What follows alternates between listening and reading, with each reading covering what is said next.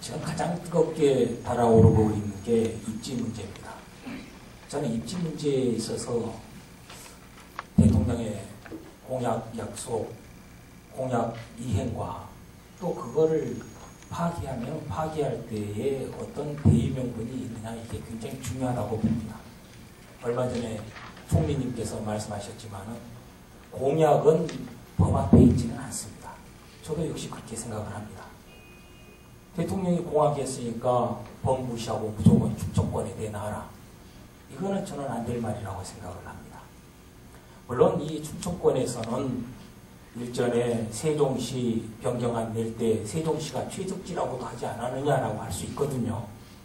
저는 거기에 대해서 물론 그때 평가자들이 어떤 잣대를 들이대고 평가를 했는지는 모르겠습니다. 저는 그 평가자들과 이번에 이 입지 선정을 맡게 될 과학데이터위원회가 똑같은 결과가 나왔으면 저는 좋겠습니다만, 만약에 안 나온다 그래도 어떻든 이 충청권에서는 안 나온다 그러면 무지하게 반발을 할 겁니다. 그러니까 이 충청권의 무조건 공약 이행만을 충청권에서는 얘기할 것이 아니고, 또 다른 지역은 무조건 이 자기 지역이 최고 좋다고 내놓으라고 할 것이 아니라고 저는 생각을 합니다. 정부는 국가를 경영하는 경영자들은 국가 전체를 보고 과연 약속을 파기했을 경우에 더 큰 이득을 얻을 수 있다 그러면은 국가 차원에서 그거는 파기할 수 있는 거라고 저는 생각을 합니다. 그 대의 명분은 또 훨씬 커야죠. 그런데 단지 약속을 어기는 것만 가지고 무조건 공격하는 것은 옳지 않은 일이라고 생각을 합니다. 저는 포항공대 얘기를 한마디 하겠습니다. 포항공대가 맨 처음에 설립될 때 지금같이 그렇게 한국을 대표하는 공대로 자리매김할 것이라고 생각하는 사람은 많지 않았습니다. 거기 지방인데 거기에 이 우수한 교수들이 올 거라고 생각도 많이 안 했고, 우수한 학생들이 올 거라고도 역시 많이 기대를 안 했습니다. 그 말은 뭐냐? 포항공대 재단이 적극적으로 지원을 하고 장기적인 지원을 쭉 해오고 있기 때문에 오늘날의 포항공대가 됐다고 저는 생각을 합니다. 포항공대의 케이스는 과학벨트에도 역시 시사하는 바가 큽니다. 과학벨트를 어디에다 놔도 소위 말해서 과학적으로 또는 지질학적으로 꼭 놓을 수 없는 그런 땅이 아니라면 어느 지역에 놔도 국가에서 육성 의지가 있고 지원 의지가 있다면 저는 성공할 수 있다고 봅니다. 꼭 대덕벨트 옆에다, 대덕 연구단지 옆에다 놔야 된다든가, 충청권에 놔야만이 성공할 수 있다. 그거는 저는 억지라고 봅니다. 또 연구원에 대한 이 얘기를 좀 하자면은 기초과학의 산실이 될 거로 지금 많은 사람들이 생각을 하고 있습니다. 제가 보니까 지금의 이 아까 박부선 본부장님이 발표한 것처럼만 된다면은 연구자들의 이상향이 되지 않겠느냐라는 기대를 합니다. 연구의 자율성 보장되지요. 그 다음에 자기 연구 마음껏 하지요. 연구비 주지요. 또 이 정주 정권 좋고 그러는데 그런 연구자들 안 오겠습니까? 전국 연구원의 과학자들의 천국이라고 저는 생각을 하는데, 한 가지 좀 제가 우려되는 게 있습니다. 이 사이트 랩이라고 해서 각 대학의 50% 정도의 연구단을 논다라고 이렇게 발표를 하던데요. 그렇게 되면 과연 기존 지금 정부에서 주는 돈으로 연구하고 있는 연구단들과 과연 어떤 차별화를 가져올 것이냐. 지금 이 연구원을, 기초과학원을 만드는 거는 연구자들을 한꺼번에 모아놓고 거기에서 집중적으로 연구하고 그 다음에 서로 이 의견 교환해가면서 아이디어 얻고 또 그 아이디어를 구현하고, 이런 장소로서 기초과학원을 저는 만든다고 생각을 합니다. 그런데 기존에 있는 것처럼 대학의 연구단들 전부 다 퍼뜨려놓고 연구비만 준다. 그럼 이게 무슨 얼마나 효과를 거둘까 저는 좀 우려가 됩니다. 또 한 가지는 외국 과학자들이 많이 들어오게 한다는데, 외국 과학자들이 연구하는 것까지 좋고 또 국내에 들어와서 어떤 코업을 하는 것도 좋습니다. 이때 우리가 좀 더 시스템을 잘 갖춰야 될 게, 외국 연구단들이 와가지고 단순히 연구비 받아서 연구해가지고 홀랑 외국으로 나가버리면은 그 말짱 아무것도 얻을 수가 없거든요. 그러니까 그런 외국 연구자들이 왔을 때 그들의 연구 결과 중에 최소한 10%, 50% 또는 100% 이렇게 국내에 떨궈 놓고 갈 수 있는 그런 시스템을 만들었으면 좋겠다는 겁니다. 또 가속기에 돈이 많이 들어간다고 여기저기에서 아직도 시비를 거는 사람이 있긴 있는 모양인데요. 그거는 이제 그만둬야 될 때입니다. 그 5천억 해봐야 그 얼마 됩니까? 우리 6년 동안에 90조 원 연구비 쏟아붓는다는데, 이런 기회에 소위 말해서 정부 하나 들었을 때마다 선물 하나 이렇게 큰 선물 줄 때 받아서 부지런히 짓고, 그 다음에는 또 다른 분야에 있는 거대과학 시설 짓고, 이래가 우리나라가 물리학에서도 노벨상 타고 과학에서도 타고 생리학 쪽에서 탈 거 아니겠습니까? 조금 역집이 뭐 잘 된다고 해서 배합할 게 아니라는 얘기입니다. 그러니까 우리 물리학에서 많이 쓴다라고 그러면서 반대하는 측이 있는 모양인데, 우리 그런 걸 이제 그만뒀으면 좋겠습니다. 그리고 또 한 가지는 기왕에 이제 이 법도 통과되고 그래서 시작될 것 같은데, 우리 정부에 촉구하는 겁니다. 우리 정부에서 지원만 주고 운영비 안 주는 거 이런 거 굉장히 잘하는 우리 정부거든요.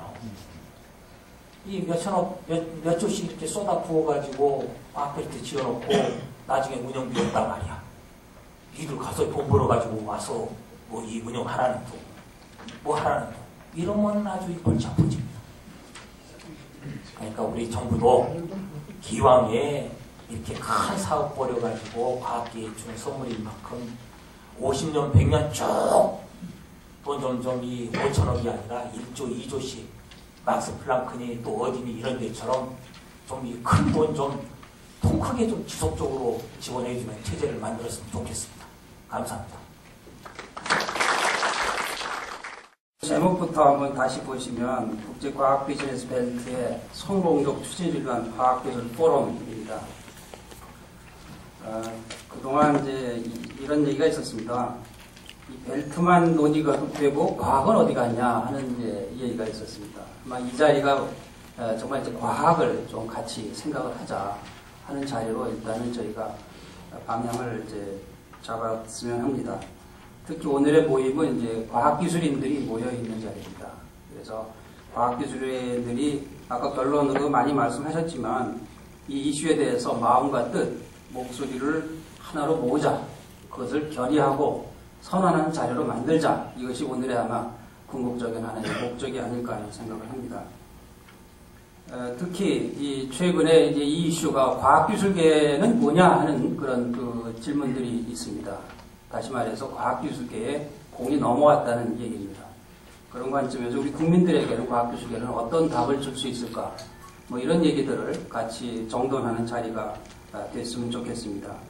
그동안 뭐 여기 계신 분들도 나름대로 경우에 따라서는 직접적으로 여러 가지 이슈들에 관련돼서도 계셨겠습니다만 이 자리에서는 각자 한 발자국씩 물러나서 과학기술의 관점에서 차분하게 이것이 확실하게 성공할 수 있도록 하나하나 점검하는 그런 자리로서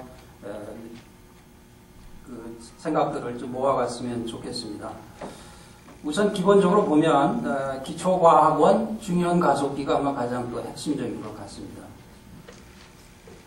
그리고 우리가 성공적인 추진이라는 용어를 지금 이제 제목에 썼습니다만 성공적인 추진이라는 게 뭔가 이것도 한번 좀 생각을 해봤으면 좋겠다. 지금 앞에서 이제 많은 논란들이 입지 문제만 가지고 얘기를 하는데 입지만 해결되면 이게 성공적으로 추진되는 건가? 뭐 이런 시각에서도 생각을 정리해볼 필요가 있다고 봅니다. 성공적인 추진은 기본 방향은 원래 취지대로 추진되는 겁니다. 원래 처음 시작한 취지대로 가는 거고 이것이 지속적으로 정부의 변화와 상관없이 지속적으로 장기적으로 운영되고 발전시키는 것이 성공적인 추진이라고 생각합니다. 뭐 이런 것이 어떻게 하면 이루어질 수 있을까? 뭐 이런 관점에서 몇 가지 정리해 보겠습니다. 우선 그 내용적으로 보면 전 세 가지 관점에서 봐야 된다고 봅니다. 첫째는 이 컨텐츠의 문제가 있을 거라고 보고 있고 두 번째는 운영체제의 문제입니다. 지원과 평가와 운영 시스템.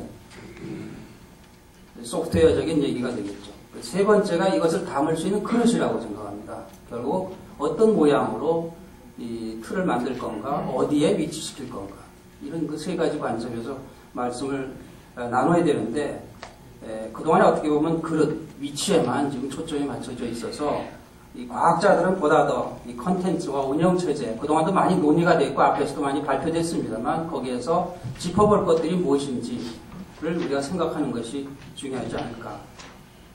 그래서 우리 같이 한번 이 비즈니스 벨트의 그림을 한번 그려봤으면 좋겠습니다. 우리 공동 같이 한번 그 마음에 담았으면 좋겠다는 생각입니다.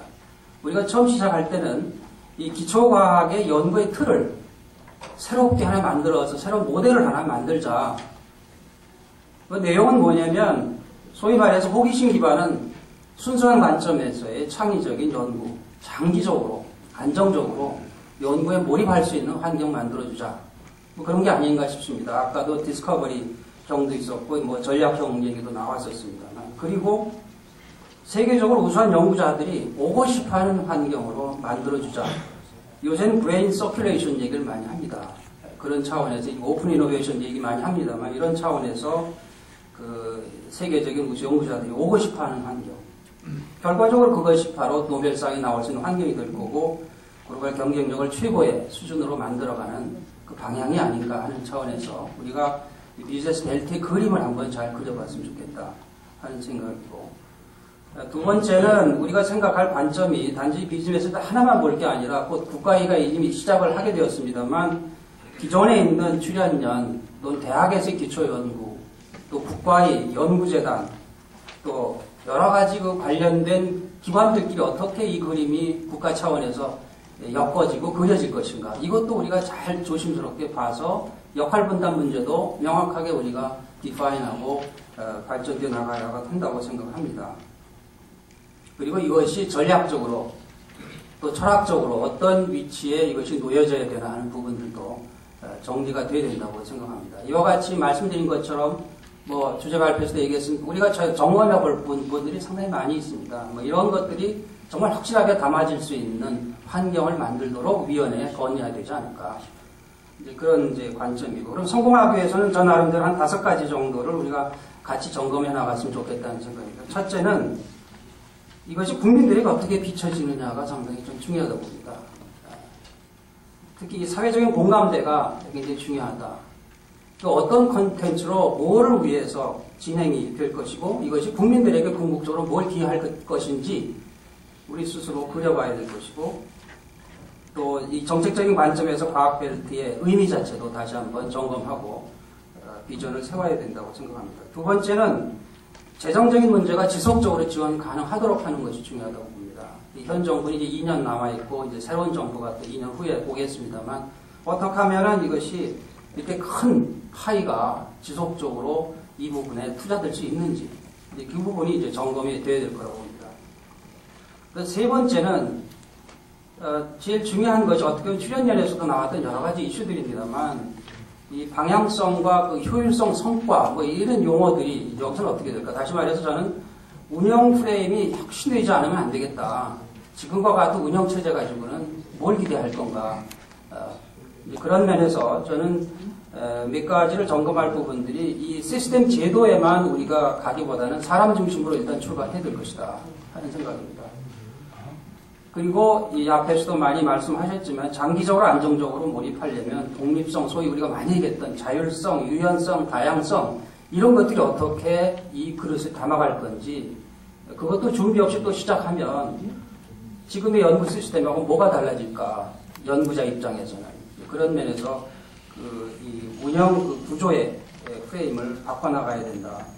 막스 프랑크와 그 리켄의 성공 요인을 아까 10페이지에서 박부선 박사가 말씀하셨는데, 바로 그 요인들이 바로 이 내용들이었던 것 같습니다. 그렇기 때문에 이런 부분들이 매우 중요하다고 보고 있고, 그 막스 프랑크 이사장이 하신 말씀이 있습니다. 자기의 그 해야 할 일이 가장 중요한 목표는 뭐냐, 목적은 뭐냐 하면, 세계적인 우수한 학자들이 언제나 오고 가고 싶어하는 환경 만드는 게 자기의 잡이다, 이런 얘기를 했습니다. 뭐 그런 관점에서의 그 환경, 이것이 매우 중요하다고 보고 있고, 또 이 창업국가라는 책에서 보면 이스라엘이 왜 그렇게 이번에 성공을 했는가 많은 얘기 들어있습니다. 거기서 이스라엘 총리가 이스라엘이 자랑스러운 건 뭐냐면, 어떤 제도나 정책으로 끌고 간 게 아니고 국민 스스로 발전할 수 있도록 환경 만들어주고 격려한 게 자랑스러운 일이다.